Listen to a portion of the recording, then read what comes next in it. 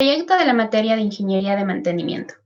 Buenos días, ingeniero. Buenos días, compañeros. A continuación, mi equipo de trabajo y yo hablaremos sobre el plan de mantenimiento preventivo para el sistema de aire acondicionado y ventilación de un hospital público de gran tamaño, principalmente del Hospital IES en el sur de Quito. De la presentación. Como primer punto tenemos una introducción, seguido del objetivo principal y objetivos secundarios, siguiendo la descripción de cada uno de los equipos que conforman el sistema de aire acondicionado, así como también de los problemas comunes del mismo. Por último, analizaremos diferentes métodos, tanto visual, inspección de lubricantes y vibraciones para cada uno de los elementos. Como objetivo principal tenemos desarrollar un plan de mantenimiento preventivo para los equipos del sistema de aire acondicionado y ventilación del Hospital del IES. Los objetivos secundarios son identificar los distintos sistemas y principios de acondicionamiento y ventilación hospitalaria mediante la recopilación de información para así definir todos los activos a los cuales se le aplicará el mantenimiento.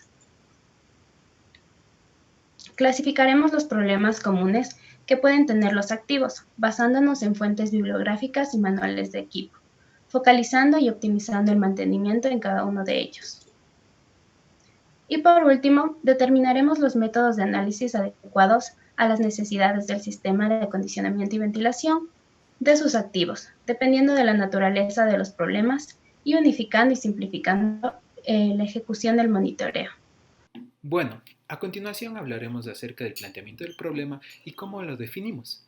El principal problema es el sistema de aire acondicionado y recirculación de aire para prevenir contaminación dentro de un hospital. Este es un sistema súper primordial en la estructura hospitalaria. También tenemos que este sistema debe controlar parámetros muy importantes como la temperatura y humedad. Por ejemplo, tenemos ahí la imagen de un quirófano en el cual se debe tener las condiciones óptimas para realizar las diferentes intervenciones médicas. También tenemos que en el contexto actual el mantenimiento se necesita llevar a cabo para evitar fallos o paros en estos sistemas de acondicionamiento y ventilación, ya que va a ser una lucha o un aspecto primordial en la lucha contra la pandemia. Descripción del equipo. En el siguiente diagrama funcional de sistemas de climatización se observa 3 UMA, que son unidades manejadoras de aire, que su principal función son proporcionar caudales correctos de ventilación, limpieza, filtrado, temperatura, ya sea calentamiento, enfriamiento y humedad, humectando en invierno y deshumectando en verano. Aquí contamos con 3, una de suministro, una de extracción y una de retorno. Las unidades manejadoras de aire generalmente cuentan con los siguientes componentes: filtros, serpentín de enfriamiento, serpentín de calentamiento, humidificador, deshumidificador, transmisión, ventilador y filtros. Para este trabajo hemos tomado en cuenta el motor, ventilador, prefiltros, filtros, humidificadores, deshumidificadores, serpentines, ya sea de calentamiento o enfriamiento. El motor. El motor proporciona la energía suficiente para mover al ventilador. Los ventiladores centrífugos. Sus principales funciones son renovar el aire en espacios cerrados para sustituir el aire viciado por aire fresco, aumentar la circulación del aire para ventilar o refrescar. Serpentines de enfriamiento o calentamiento. Son componentes para enfriar o calentar el aire. Humidificadores de aire. Los humidificadores de aire distribuyen la humedad en el ambiente, reduciendo el aire seco. Los deshumidificadores de aire aplicados en los hospitales son ideales para controlar problemas de humedad en las paredes de las diferentes áreas del hospital y la protección del ambiente para evitar moho y hongos causados por el exceso de humedad. Filtros de aire. En los filtros de aire tenemos prefiltros al inicio del sistema de ventilación, que es para evitar el paso de partículas muy grandes, y tenemos una segunda etapa de filtros que está ubicado al finalizar el sistema de ventilación, cuando el aire está por entrar a las instalaciones del hospital. Problemas comunes en los activos. En los activos que se producen más problemas son en las bombas, en los motores, en los ventiladores, deshumidificadores y serpentines de enfriamiento y calentamiento. Los problemas más comunes que se producen en las bombas son debido a tornillos flojos, desalineación del motor, degradación del acoplamiento y otros problemas en vibración se deben a desbalance estático y dinámico, holgura del eje agujero y entre otros. Los tornillos flojos se producen debido a que el equipo gira a altas revoluciones por minuto. Los tornillos de fijación entre los cojinetes de soporte y el cuerpo y de la bomba pueden desajustarse y desgastarse. La desalineación del motor se debe a que los componentes que unen el eje del motor con el eje conducido de la bomba no realizan una unión completamente paralela, o en otro caso los ejes se encuentran paralelos y sin embargo no están colineales. La degradación del acoplamiento se produce por las vibraciones que se generan normalmente cuando existen espacios libres entre los componentes mecánicos y además se necesita de la inspección sensorial con la ayuda de una lámpara estroboscópica.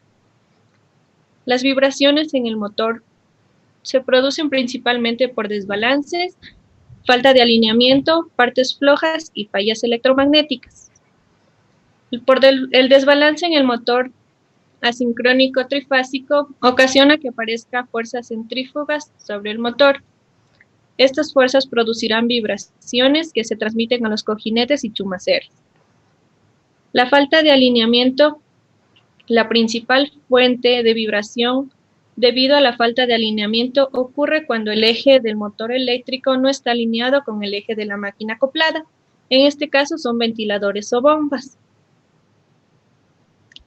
Los problemas comunes en el ventilador son debidos al desbalance del ventilador y a la suciedad y daños en las aspas. El desbalance del ventilador se produce cuando el centro geométrico del eje y el centro de masas no coinciden.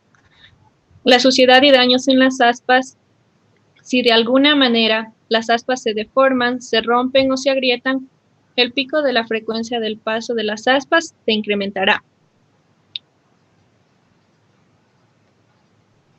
Los problemas en los serpentines de enfriamiento y calentamiento se deben a tubos doblados y a daños por corrosión. Los tubos doblados se deben a golpes en la maquinaria y estos pierden efectividad y evitan la correcta circulación de aire a través del sistema de refrigeración. Los daños por corrosión, ya que son fabricados generalmente en cobre o aleaciones, se debe tener en cuenta la corrosión debido a las impurezas o sobrecalentamiento, ya que se podrían generar concentraciones de elementos externos, dando como resultado taponamientos. Bueno, yo les voy a hablar sobre el primer método de análisis para los equipos, el cual es la inspección visual. Como todos conocemos, este es un método versátil y fácil, ya que únicamente se utiliza el ojo humano y herramientas de fácil utilización, como lo son lupas o lámparas.